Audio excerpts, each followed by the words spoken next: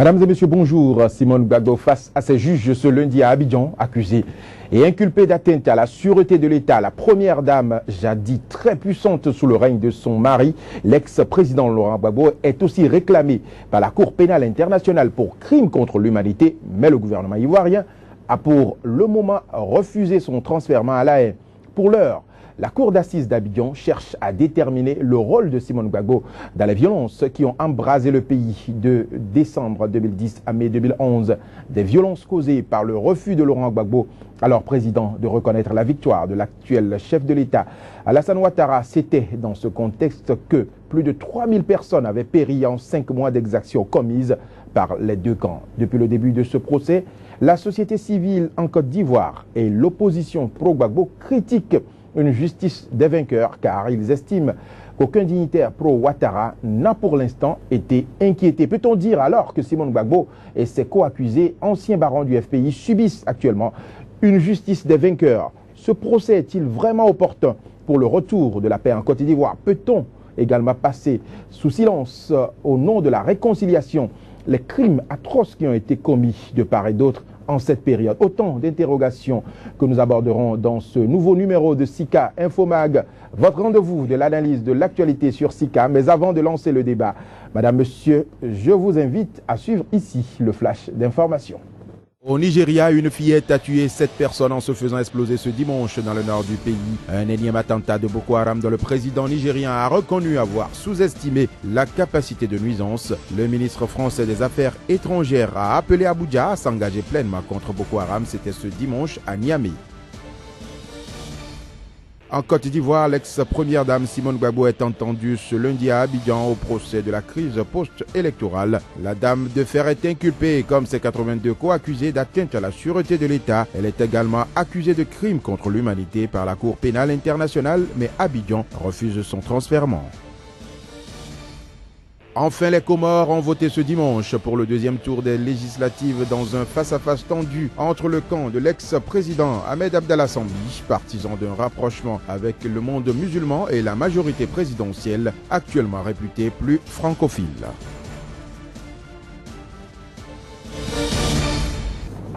Nous sommes de retour sur le plateau de Sika Infomag. Notre débat du jour nous emmène en Côte d'Ivoire, au cœur du procès de Simone Gbagbo. Mais avant de lancer les discussions, voici le générique qui annonce l'ouverture du débat.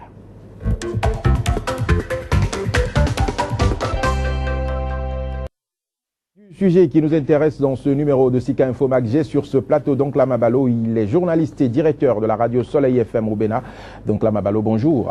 Bonjour Joël, je salue tous les téléspectateurs de Sika TV. J'ai également sur ce plateau Emmanuel Crépi, il est journaliste à Sika TV. Emmanuel, bonjour. Bonjour Joël. Alors ma première question s'adresse à vous, Emmanuel Crépi. Aujourd'hui, les 88 accusés dans ce procès proviennent en majorité du camp de l'opposition, le camp de l'ancien président Laurent Gbagbo. Pensez-vous vraiment, comme le disent les membres de cette opposition, que c'est la justice des vainqueurs sur les vaincus? Merci Joël. Vous vouliez dire les 83 accusés dans ce procès. Les 83. C'est-à-dire 82 pour Gbagbo, plus Simone Gbagbo. Oui. Il faut remarquer avec moi que ceux qui sont devant la cour d'assises aujourd'hui en Côte d'Ivoire ne sont que des membres du pouvoir Gbagbo, de ceux-là qui ont servi sous le président Laurent Gbagbo. Alors que cette crise, comme nous l'avons vécue dans les années 2010-2011, n'a pas pu être possible sans l'apport d'un autre camp. Ne me dites pas que c'est seulement les barons du camp Gbagbo qui se sont levés et ont imposer une certaine violence au sein de la population. Tout à fait. Je crois que il faut qu'il y ait deux camps. Qu'il y ait deux partis, au minimum deux partis, pour qu'il y ait une crise. Donc on ne comprend pas pourquoi aujourd'hui il n'y a qu'une seule partie qui se retrouve devant les juridictions. Quand je prends la chose de cette façon, je crois qu'on peut dire aujourd'hui, cela conforte ceux-là qui pensent qu'aujourd'hui il y a une justice des vainqueurs. Parce que il y a des rapports qui ont été publiés par des organisations internationales non gouvernementales qui incriminent aussi bien le camp Gbagbo que le camp Ouattara.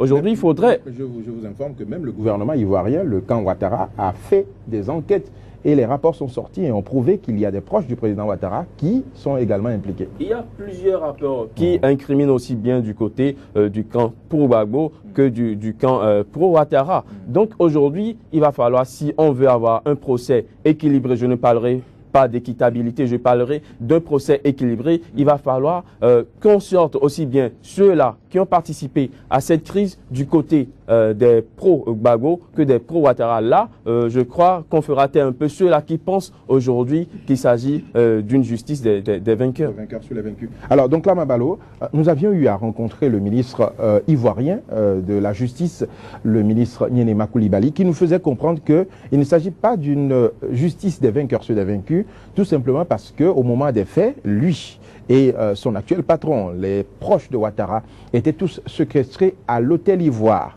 Est-ce que vous pensez que ce raisonnement est vraiment valable? Je suis sûr que vous auriez dit la même chose si vous étiez à la place de ce ministre de la Justice. Lorsqu'on parle de pro-Ouattara et de Ouattara, ce n'est pas ceux qui sont allés directement au front. C'est pas parce qu'ils étaient incarcérés dans un hôtel qu'ils n'ont pas pu participer à ce qui s'est passé en Côte d'Ivoire. Donc je pense que cette réponse ne me convainc pas personnellement. Je fais partie de ceux qui pensent, et ça c'est une conviction personnelle, qu'il s'agit de la justice des vainqueurs. Et il ne saurait en être autrement, parce que lorsque vous participez à la guerre, comme ce qui s'est passé en Côte d'Ivoire, et que vous prenez le contrôle du pays, vous cherchez à régler des comptes. Et nous sommes ici dans un processus de règlement de comptes. Vous avez vu même la télévision que le président Ouattara avait utilisée entre-temps dans la clandestinité est devenue une télévision publique. Donc ça veut dire quoi? Ça veut dire que le président Ouattara a pris le pouvoir et il l'exerce en tant que président. Donc pour moi, c'est carrément une justice des vainqueurs.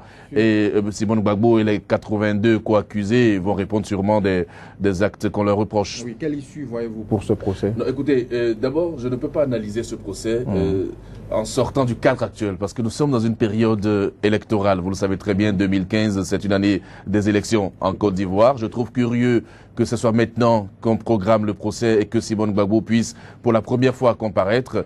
Alors moi, je suis d'abord heureux de savoir que la justice finalement va faire son travail. Donc on aura la déposition de Simone Gbagbo et des 82 co-accusés. Et je suis en train de me dire que le président Ouattara, candidat à sa succession, ne va pas courir le risque d'embraser à nouveau la Côte d'Ivoire, parce que nous avons la Côte d'Ivoire pro-Gbagbo et la Côte d'Ivoire pro-Ouattara. Donc Simone Gbagbo va aller au procès normalement. On va l'écouter, la justice, on l'espère, sera indépendante. Et puis le président a une autre marge de manœuvre. Même si on accusait Simone Gbagbo de ce qu'on lui reproche, le président peut décider de l'amnistier simplement, de la gracier simplement. Donc vous pensez que c'est une stratégie électorale? Écoutez, vous avez vu comment on a récupéré la victoire des Ivoiriens à la Coupe d'Afrique des Nations? Ce que Gbagbo et ce que Ouattara a fait, vous pensez que c'est inédit? Vous pensez qu'il n'avait pas des objectifs? Il n'a rien fait de nouveau, ça a été fait au temps de Houphouët. Oui, mais il a donné plus de 70 milliards de francs CFA. Est-ce que c'était prévu? Oui, aujourd'hui, nous sommes quand même à une époque où le CFA a sa valeur. Donc, oui, mais au temps de Houphouët, vous ne pouvez pas nous empêcher de penser que vous ne pouvez pas nous empêcher de penser que c'est aussi une manœuvre électoraliste, parce que rien ne l'obligeait à le faire. Mais il l'a fait, et cette victoire des éléphants a pu souder à nouveau les Ivoiriens. Pour moi, c'est important. Et je pressens que même dans le cadre de ce procès-là, on risque d'avoir un dénouement pareil, parce que la Côte d'Ivoire a intérêt aujourd'hui à retrouver la paix. Et le transfèrement de Gbagbo avait été déjà un problème. Donc on ne va pas prendre le risque maintenant d'accuser Simone Gbagbo ou de la transférer à la Cour pénale internationale. Donc d'autres problèmes. Alors, je ne parlerai pas nécessairement d'une récupération électoraliste, comme le pense donc là. Je crois plutôt qu'aujourd'hui, la Côte d'Ivoire a besoin d'être unifiée. Et je crois que la Côte d'Ivoire attendait ce trophée il y a vraiment longtemps pour vraiment créer une union autour de ce trophée. Je crois que quand l'occasion s'est présentée, le chef de l'État a sauté dessus, mais il voit tout de suite des manœuvres électoralistes. Je ne le vois pas trop venir. Je crois donc, que... S'il n'y avait pas eu le trophée, il n'y aurait pas donc de tentative de réunion, d'union de la nation. Non, je crois que depuis... Il y a des années en arrière, j'ai vu le président Ouattara couler des larmes quand la Côte d'Ivoire a perdu une finale, parce que l'homme compte sur ce trophée, parce que le football a souvent uni des peuples. L'homme comptait sur cette joie du peuple pour réunir tout le monde, aussi bien les pro-Gbagbo que les pro-Ouattara, ramener une certaine cohésion au sein du peuple. C'était une opportunité que le président Ouattara a saisie pour rassembler tout le monde sans discrimination de camp, que l'on soit du camp Gbagbo, que l'on soit du camp Ouattara. Tout le monde s'est réuni autour des éléphants. Et on a vu ça en Côte d'Ivoire, je crois, ça fait très très longtemps. Oui, mais Emmanuel, ça c'est au profit de qui? Moi, je ne décerne jamais un blanc-seing aux hommes politiques. Toutes les situations pour les politiciens sont récupérables. Et donc, qu'il y ait unité ou union autour des éléphants de la Côte d'Ivoire, c'est à l'actif du président Ouattara. Et lorsque le président fait ce qu'il a fait là, c'est à son actif. Et nous sommes dans une période électorale. Donc moi, je ne néglige rien du tout par rapport aux politiciens. Nous allons évoluer très rapidement. Alors Emmanuel, ce qui est paradoxal, nous allons revenir donc à ce procès. Aujourd'hui, le gouvernement a affirmé que le procès en cours, le procès concerne plutôt le délit d'atteinte à la sûreté et non les crimes. Le procès ne concerne pas les crimes qui ont été commis pendant cette crise. Alors, les 3000 morts enregistrés en Côte d'Ivoire pendant la crise post-électorale, aujourd'hui, ne sont pas encore une préoccupation pour le gouvernement ivoirien. On préfère juger l'atteinte à la sûreté. Est-ce que ce n'est pas une fuite en avant du gouvernement ivoirien? Non, je crois que ce procès a été éclaté en trois chefs d'accusation. Ce que nous suivons actuellement qui concerne le chef d'accusation de l'atteinte à la sûreté de l'État. Il y a également les chefs d'accusation concernant les crimes de sang qui ont fait l'objet d'une procédure par un juge d'instruction et ce juge qui n'a pas encore rendu son dossier. Donc je crois qu'après ce que nous sommes en train de suivre, ce procès devant la cour d'assises qui porte sur les crimes concernant le chef d'accusation de l'atteinte à la sûreté de l'État. On reviendra sûrement sur les crimes concernant le procès concernant les crimes de sang. Mais permettez-moi de donner mon point de vue sur la chose. Je crois aujourd'hui que, donc comme l'a souligné dès le départ, que nous sommes en 2015, une année électorale pour la Côte d'Ivoire. 2015. Une année où le président, l'ex-président, je voulais dire, Laurent Gbagbo sera jugé à La Haye, devant la Cour pénale internationale. Nous sommes en 2015. Je crois que en mettant sur le devant de la scène tous ces procès la même année, je crois que ça fait un peu trop pour la Côte d'Ivoire. Et donc je pense aujourd'hui que le président Ouattara et son régime joue un peu à la montre. Le temps de laisser passer un peu la pression des élections, le temps de laisser passer un peu la pression concernant le procès Gbagbo, parce que je ne vois pas la Côte d'Ivoire en train de juger Simone Gbagbo en même temps que la CPI en train de juger comment on l'appelle le président Gbagbo. Je crois que ça ne va pas dans l'intérêt de la réconciliation qui est prônée aujourd'hui en Côte d'Ivoire. Ça ne va pas du tout dans l'intérêt de la réconciliation, non seulement dans l'intérêt de la réconciliation, mais ça ne va pas non plus dans l'intérêt du président Ouattara qui aujourd'hui est en train de vouloir briguer un autre mandat. Alors donc là, Mabalo, est-ce que vous pensez que c'est du dilatoire, c'est une fuite en avant du gouvernement de juger plutôt le délit d'atteinte à la sûreté de l'État que les crimes de sang? Je ne pense pas. D'abord, les crimes contre l'humanité, c'est la Cour pénale internationale qui poursuit Simone Gbagbo pour ça. Mais les crimes de sang... 3000 morts qu'on a enregistrés. Quand on parle de crimes de sang, ce n'est pas seulement du côté de Gbagbo. Ils sont tous concernés. Et donc, en allant sur le chef d'accusation crime de sang, on court le risque d'entendre d'autres noms de partisans de Ouattara. Donc de démobiliser le camp présidentiel. Donc je pense qu'aujourd'hui, en parlant d'abord d'atteinte à la sûreté de l'État, on peut très rapidement aller sur ce procès-là, parce que lorsqu'on accuse quelqu'un d'atteinte à la sûreté de l'État, ça veut dire quoi? Ça veut dire qu'on a atteint réellement aux intérêts du gouvernement, aux intérêts du pouvoir en place, et le pouvoir en place peut décider, même si on condamne les différentes personnalités qui sont impliquées dans ce dossier, le gouvernement peut décider de les gracier. Donc nous allons, enfin, je peux me tromper, mais je pense que On va laisser la justice aller jusqu'au bout. Et le président Ouattara, un grand sauveur de la Côte d'Ivoire, viendra dire laissons tout tomber voilà, pour l'unité nationale. Nous sommes parce que justement, ils vont aux élections. Très rapidement, Emmanuel, nous sommes à la fin de ce quart. Vous voulez ajouter quelque chose? Oui, je continue de penser que le camp Ouattara joue à la montre. C'est mon point de vue. Et je pense aujourd'hui que ce procès, je l'ai toujours dit à ceux qui veulent m'entendre, qu'un procès ne sera pas la solution pour la réconciliation en Côte d'Ivoire. À moins qu'on pense à un procès de la réconciliation. Et un procès de la réconciliation, ce n'est pas nécessairement devant une justice. Et aujourd'hui, laissez-moi vous dire que ce procès qui est en cours manque cruellement de preuves. Les témoins qui passent devant la cour d'assises n'arrivent pas à identifier ceux qui l'accusent d'avoir commis des exactions sur leur personne. Je crois aujourd'hui que les Ivoiriens doivent penser à aller vers une justice de réconciliation plutôt qu'une justice qui va accuser, qui va sortir une décision pour mettre quelqu'un en prison ou accuser quelqu'un de quelque chose. Merci Emmanuel Crépy, merci donc Lamabalo. Madame, monsieur, ce sera tout pour le premier quart de Sika Infomag. Je vous retrouve dans quelques instants pour la deuxième partie. Vous êtes toujours sur Sika TV et vous suivez actuellement Sika Infomag. Nous ouvrons à présent le deuxième quart consacré à l'économie. Voici le journal de l'économie.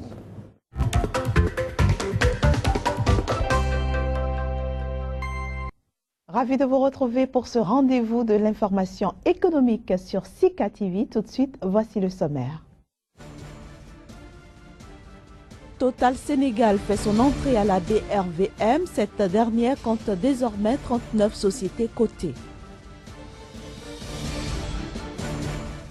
115 milliards de francs CFA, c'est la somme que la BOAD a mobilisée en vue de financer la campagne cotonnière 2014-2015 au Bénin. Enfin, la Grèce est parvenue à un accord avec la zone euro sur l'extension de son programme de financement. À nouveau, bonjour et bienvenue dans le journal de l'économie. Total Sénégal a fait son entrée à la bourse régionale des valeurs mobilières, portant ici à 39 le nombre de sociétés cotées sur la place d'Abidjan. La cotation des titres de la filiale sénégalaise du géant français des hydrocarbures, qui a introduit 8,9% de son capital à la BRVM, a eu lieu vendredi dernier. À l'issue de la première journée de cotation du titre, 153 actions ont été échangé pour un montant total de 1,97 million de francs CFA. Un autre élément dans ce journal de l'économie, de nouveaux produits et concepts bientôt disponibles chez Nigerian Stock Exchange. L'objectif est de maintenir l'attractivité du Nigeria pour les investisseurs qui cherchent à effectuer des placements en Afrique. À juste titre, on devrait assister dans les jours à venir à la mise en place de facilités visant à attirer plus d'acteurs nationaux sur la bourse et l'instauration d'un cadre tarifaire plus compétitif en accord avec le régulateur et les autres acteurs du marché. Nous passons maintenant à la BOAD. Pour la troisième année consécutive, eh bien, la Banque ouest-africaine de développement, en sa qualité d'arrangeur, mobilise des ressources pour le financement de la campagne cotonnière 2014-2015 au Bénin. Les banques Ecobank, BOA, Banque Atlantique, BGFI, Diamond Bank, BSIC et UBA participent à l'opération. Une facilité de 115 milliards de francs CFA a ainsi été mobilisée avec une contribution du système bancaire local à hauteur de 79%. Outre son rôle d'arrangeur, eh bien, dans l'opération, bien sûr, la BOAD contribue à hauteur de 25 milliards de francs CFA au financement de cette campagne au Bénin. Une autre information en bref, cette fois-ci relative au transport. Le transporteur maritime CGM a inauguré sa plateforme logistique située près du port de Douala après un investissement de 5 millions d'euros. Inaugurée le 19 février dernier, mais opérationnelle depuis le 7 janvier, la nouvelle plateforme logistique de CMA-CGM, numéro 3 mondial du transport maritime en conteneurs, vise notamment à soulager un peu l'énorme congestion que connaît d'habitude le port de Douala depuis plusieurs mois. Ce port sec de 2 hectares permet aux clients du groupe français de stocker des conteneurs vides ou pleins dans une zone sécurisée de 1200 mètres carrés. À partir de ce port sec, il est également possible d'organiser l'acheminement des marchandises par transport terrestre au Cameroun, mais aussi vers le Tchad et la République centrafricaine. Actualité économique hors du continent africain à présent, après l'accord trouvé vendredi soir entre la zone euro et Athènes sur l'extension du programme de financement de la Grèce, c'est ce lundi soir que la Grèce devra présenter ses réformes structurelles. Une tâche qui s'annonce plutôt difficile à réaliser pour le gouvernement grec, partagé entre les conditions de la zone euro et les promesses électorales de Syriza. Le gouvernement grec va tirer les leçons de la réunion de l'Eurogroupe de vendredi dernier en mettant l'accent dans son programme de réforme sur celle qui représente un terrain d'entente avec l'Union européenne. Même si l'accord conclu avec l'Eurogroupe laisse au gouvernement grec une marge de manœuvre dans la proposition de réforme, cette marge demeure étroite. Au bout du compte, les réformes grecques doivent éviter d'avoir un impact budgétaire négatif. Le gouvernement Tsipras, élu sur un programme anti-austérité, ne veut surtout pas procéder à de nouvelles baisses du salaire des fonctionnaires ni des retraites. Au contraire, il compte réévaluer progressivement le salaire minimum et rétablir les conventions collectives plus favorables aux salariés. Pour tenter de convaincre ses créanciers de sa bonne foi, le nouveau gouvernement grec présentera son propre programme de réforme pour la prochaine étape intermédiaire, en mettant l'accent sur celle qui représente un terrain d'entente avec la zone euro, notamment la lutte contre l'évasion fiscale et la corruption, puis la reconstruction de l'administration publique. Le programme de réforme de la Grèce sera examiné mardi par les ministres des Finances de l'Eurogroupe. Ces derniers décideront si ce programme leur semble crédible, seule condition pour que la Grèce perçoive les 4 mois supplémentaires d'aide financière dont elle a le plus grand besoin.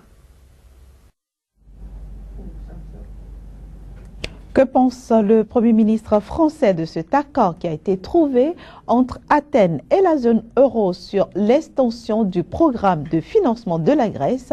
Voici la réaction de Manuel Valls. C'est un bon compromis puisqu'on donne du temps à la Grèce, au gouvernement grec, pour mettre en œuvre les engagements qui sont ceux de la Grèce et qui sont évidemment incontournables. Il faut aider la Grèce à rester dans l'Union européenne, dans la zone euro, il ne peut pas en être autrement, c'est sa place. Voilà qui met un terme à la première partie de ce journal de l'économie. Tout de suite, la deuxième partie, notre invité du jour.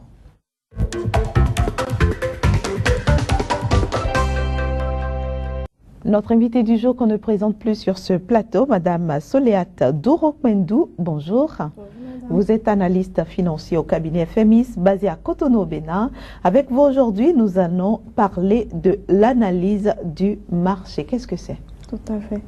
Une analyse du marché consiste à étudier, à observer, à comprendre les besoins des investisseurs sur le marché boursier et les tendances qu'il y a sur le marché boursier. Il faut dire que l'utilité de cette analyse-là, c'est qu'elle permet à l'investisseur d'agir avec précision, de pouvoir mieux gérer son investissement afin de maximiser les profits et de minimiser les pertes.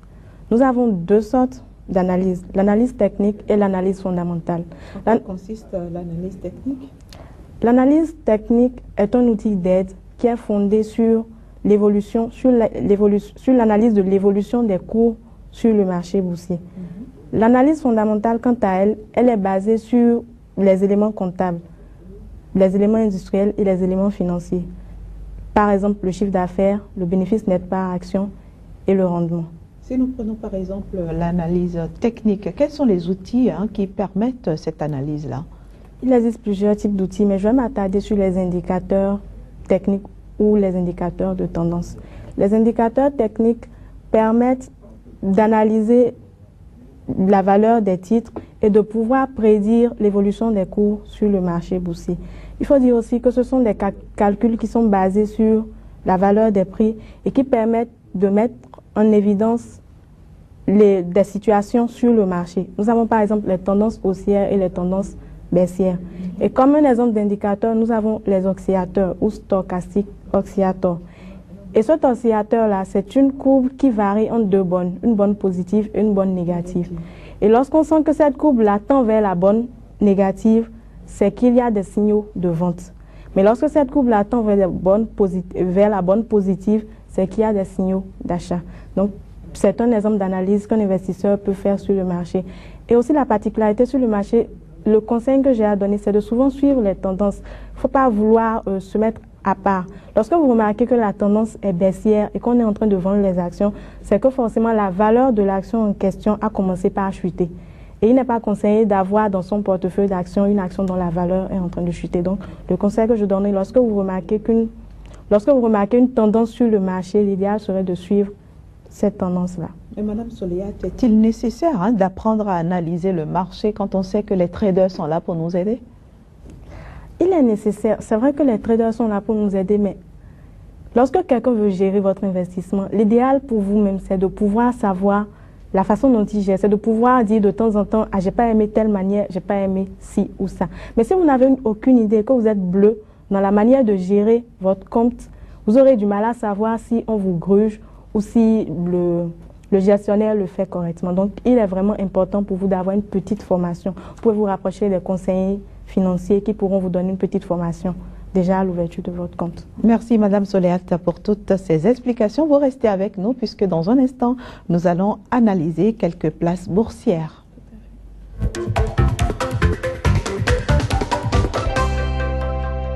Alors, quelles sont les places boursières que vous vous proposez d'interpréter aujourd'hui, Madame Soléat? Aujourd'hui, je vous propose le FTSE-NSE, l'indice de la place boursière du Kenya. Et nous avons 234,23 avec une variation de plus 0,21. Cette performance positive-là est soutenue par Groenberger, une de fabrication de produits chimiques qui est aujourd'hui à plus 9,49%. Nous avons aussi Egads, une entreprise qui s'occupe de la vente des produits à base de café, qui est à plus 9,15% aujourd'hui. Passons aux bourses européennes donc. Les bourses européennes ont ouvert aujourd'hui en majorité en hausse. Il faut dire que c'est grâce à l'accord accordé.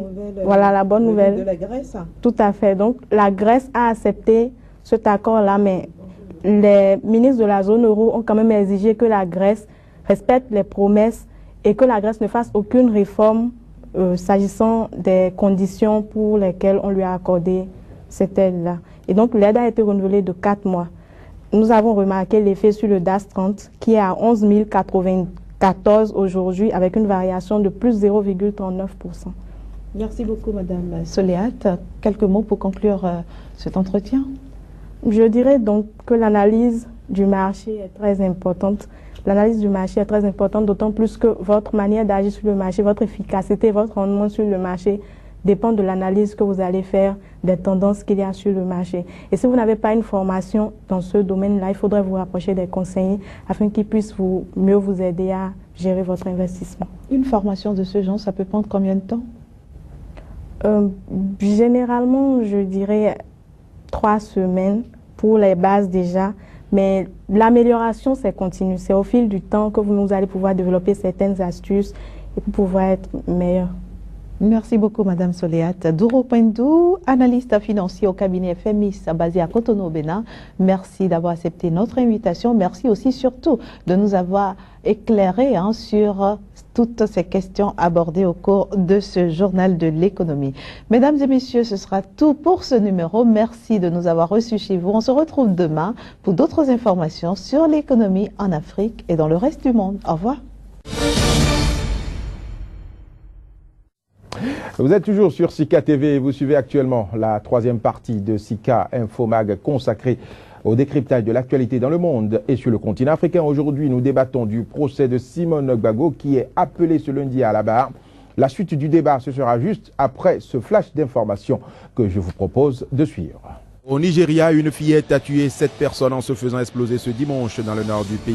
Un énième attentat de Boko Haram dont le président nigérien a reconnu avoir sous-estimé la capacité de nuisance. Le ministre français des Affaires étrangères a appelé Abuja à s'engager pleinement contre Boko Haram. C'était ce dimanche à Niamey. En Côte d'Ivoire, l'ex-première dame Simone Gbagbo est entendue ce lundi à Abidjan au procès de la crise post-électorale. La dame de fer est inculpée, comme ses 82 co-accusés, d'atteinte à la sûreté de l'État. Elle est également accusée de crimes contre l'humanité par la Cour pénale internationale, mais Abidjan refuse son transfèrement. Enfin, les Comores ont voté ce dimanche pour le deuxième tour des législatives dans un face-à-face tendu entre le camp de l'ex-président Ahmed Abdallah Sambi, partisan d'un rapprochement avec le monde musulman, et la majorité présidentielle, actuellement réputée plus francophile.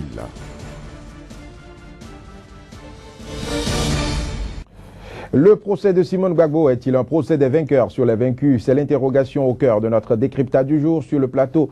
J'ai toujours avec moi donc Lama Balou, il est journaliste et directeur de la radio Soleil FM au Bénin, la radio la plus écoutée au Bénin actuellement. Et j'ai également sur ce plateau Joël Yetonji qui entend nous a rejoint. Il est journaliste à Sika TV.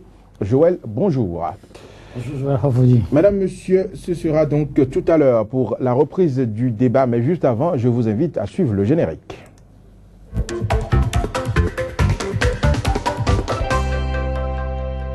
Toujours sur le plateau de Sika Infomag, ma première question s'adresse à Joël Yetonji. Alors Joël Yetonji, vous avez certainement suivi la première partie de ce débat. On était en train de parler de cette initiative du gouvernement ivoirien de scinder les crimes, le crime de délit, le délit de sûreté, d'attaque à la sûreté de l'État, des délits de sang. Est-ce que vous ne pensez pas que c'est une fuite du gouvernement ivoirien, une fuite vers l'avant du gouvernement ivoirien? Une fuite vers l'avant, peut-être un peu difficile à dire, mais ce qui est sûr, ça a été bien pensé, une telle décision. Parler simplement de la sûreté de l'État. Comme cela a été dit en début d'émission, ce qui s'est passé en Côte d'Ivoire n'est pas coupable que les pro-Gbagbo. Les pro-Ouattara s'y retrouvent aussi pleinement. Parler de sûreté de l'État, je disais que c'est certainement bien pensé. On peut penser à un certain nombre de raisons très rapidement. Il faut dire que ce procès, quoi qu'on dise, la justice ivoirienne joue sa crédibilité. Il y a l'État qui joue aussi son honneur. Et il y a l'autre enjeu qui est la question de la réconciliation. Et la justice peut y aider. Je suis de ceux qui y pensent.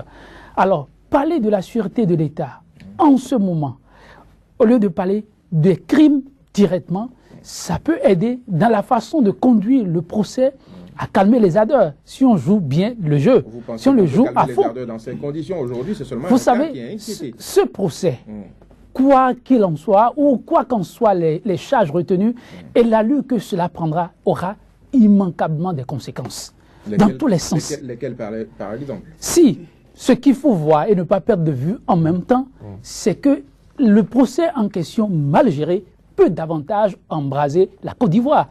Et là, l'actuel chef d'État, Ouattara, n'a aucun intérêt à ce que le pays s'embrase.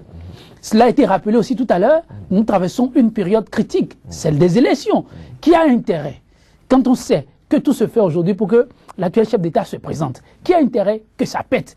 Sinon, calmer les ardeurs. Et la meilleure façon de calmer les ardeurs, c'est de trouver vraiment le juste milieu pour, à défaut de relasse pure et simple, amoindrir tout ce qui peut être comme charge contre Simone Gbagbo. Ce qui est clair, Simone Gbagbo est déjà au boss des accusés. Il va falloir trancher. Et trancher, je trouve que le moindre mal, aujourd'hui, c'est ce qu'on a mis en avant. Oui, mais avec 4 années de détention, est-ce que vous pensez que ça peut s'oublier facilement?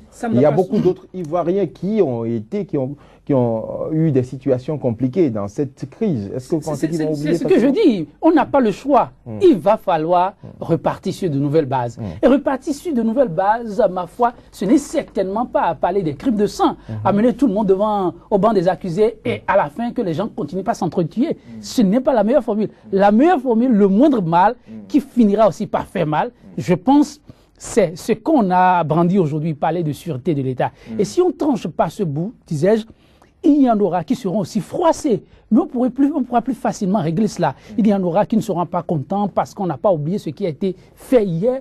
Mais il est question, par rapport à la commission Vérité et Réconciliation, qui a fait son travail, qui pour certains a laissé déjà un arrière-goût amer, qu'on convie tout le monde à une même table après avoir vidé ce dossier et essayer de voir comment l'achever le sale en famille. Alors, forcément, si on ne le fait pas comme ça, ça risque une nouvelle fois de péter. Ouais, alors nous allons revenir tout à l'heure à la commission de réconciliation. Donc là, Mabalo, est-ce que vous ne pensez pas qu'il faille vraiment juger cette crise, les exactions commises au cours de cette crise et aussi les exactions qui ont été commises sous le président Gbagbo, quand on sait que pendant des mois, des régions du pays avaient été coupées, il n'y avait pas d'eau, il n'y avait pas d'électricité, dans les hôpitaux, il y avait beaucoup de morts. Est-ce qu'il n'est pas nécessaire de réellement juger pour les crimes qui ont été commis? Bien sûr, je fais partie de ceux qui pensent que lorsque vous vous rendez coupable de certains faits, vous devez pouvoir en répondre. Donc pour moi, c'est qu'il faut juger. Mais dans tout jugement, il faut également tenir compte de l'intérêt national. Vous n'allez pas faire des jugements qui embrasent un pays. C'est pour ça que je trouve un peu suspect la période dans laquelle on est en train de programmer ce procès-là. Ce n'est pas innocent. Oublier la mémoire des victimes. Non, on ne peut pas. Il y a eu beaucoup de morts et il est impossible aujourd'hui d'oublier les victimes. Mais vous savez, il faut un peu de tout pour faire un monde. On n'aura jamais l'unanimité autour d'un événement ou autour d'un fait. Ça veut dire quoi? Je vais répondre à Joël pour dire que tout le monde ne sera jamais content. Tout le monde ne sera jamais heureux. Mais il faut faire les choses de telle sorte qu'il y ait moins de frustrés. Et je pense que le gouvernement ivoirien, le président Ouattara donc, tient l'occasion de se rattraper un tout petit peu. Il a déjà fait l'effort de refuser le transfèrement de Simone Gbagbo vers la Cour pénale internationale. C'est déjà bien parce que le transfèrement de Laurent Gbagbo a été un problème pour la Côte d'Ivoire. Ça a divisé le pays et il tient également l'occasion de se rattraper un peu en allant sur la sûreté de l'État et en graciant. Je le dis encore une fois, parce que je pense que ça doit être un peu l'esprit de cette démarche-là. À la fin du procès, vous voyez qu'on puisse gracier tous les accusés? Oui, je pense, parce que le président Ouattara ne perd rien à le faire. Et s'il le fait, il aura gagné un peu d'estime dans le cœur de certains Ivoiriens et ça pourrait lui donner les coups de franche pour proposer un nouveau projet de société, pour aller aux élections, rempiler et tout ça. C'est des calculateurs, les politiciens. Et moi, je pense que tous les actes qu'ils posent sont pas calculés. Absolument, alors pas innocents du tout. Parlons de la réconciliation justement en Côte d'Ivoire. Pendant 4 ans, on a vu le président Bani qui a tourné en rond avec sa commission de réconciliation. Est-ce que vous pensez que cette commission a réussi sa mission? Non, pas du tout, pas du tout. Cette commission n'a pas encore réussi sa mission. Cette commission a peut-être permis d'avancer un tout petit peu, d'entendre certains protagonistes, de faire des propositions, mais la solution est là. Enfin, on n'a pas trouvé la solution. La commission a fait le travail qu'elle devrait faire, mais je pense que en Côte d'Ivoire, il est impossible d'aller de l'avant s'il n'y a pas réconciliation. Je fais partie également de ceux qui pensent que la réconciliation est fondamentale au développement du pays, même si, par ailleurs, sur le plan économique, le président Ouattara a fait énormément de prouesses qui permettent aujourd'hui de repositionner la Côte d'Ivoire dans le cœur et l'esprit des uns et des autres. C'est un travail qu'il faut saluer, mais il y a toujours un arrière-goût. Et certains observateurs sont en train de dire que la Côte d'Ivoire n'est pas encore arrivée au bout du tunnel, qu'il y a des risques possibles encore d'explosion en Côte d'Ivoire. C'est vrai que ces risques existent, mais ces risques existent dans tous les pays au monde. Tout dépendra des Ivoiriens et des Ivoiriennes. Ce sera à eux de mettre l'intérêt supérieur de leur pays au-dessus de tout autre intérêt. Et le procès de Simone Gbagbo participe peut-être de cela. Oui, absolument. Ce sera aux Ivoiriens vraiment de décider. Alors, Joël Itondi, est-ce que vous pensez que Konabani a réellement réussi sa mission de réconciliation en Côte d'Ivoire? Ça saute à l'œil. Je l'ai brièvement évoqué tout à l'heure. Konabani a essayé de faire ce que, bon, il a pu faire, ce que nous avons constaté là. Mais sur le fondamental. Il avait pourtant tous les moyens. Sur le fondamental, ça a été un échec. Ça a été un échec parce que les réels problèmes sont là, on n'a pas pu les régler. Tous ceux-là qui ont d'une manière ou d'une autre, ressenti cette période avec beaucoup de pincement au cœur, puis beaucoup de souffrance et autres, ont voulu bien parler. Mais on a eu comme l'impression que cela qu'on a pu auditionner, cela a été fait de façon sélective. Donc, une fois encore, je pense qu'on ne va pas revenir en arrière. Il faut aller de l'avant. Et aller de l'avant, je continue de le dire, ce procès reste une aubaine, quoi qu'on dise. Ouattara a les siens déjà de ses côtés. Il est question aujourd'hui de conquérir le cœur de ceux qui ne sont pas avec lui. Conquérir le cœur du grand nombre, c'est par ce procès, la gestion de ce procès. Et gérer ce procès, franchement, il n'y a qu'une seule voie. C'est qu'on aille à la relaxe ou qu'on amoindrit les charges qui vont ressortir de ce procès-là. Maintenant, il y aura, comme je le disais, des gens qui ne seront pas contents parce qu'un proche à vous qu'on a tué dans des conditions qu'on a vues, l'un des vôtres qui a disparu dans des conditions jamais élucidées, le criminel ou votre bourreau qui chaque matin vous croise et se comporte comme si de rien n'est, c'est difficile.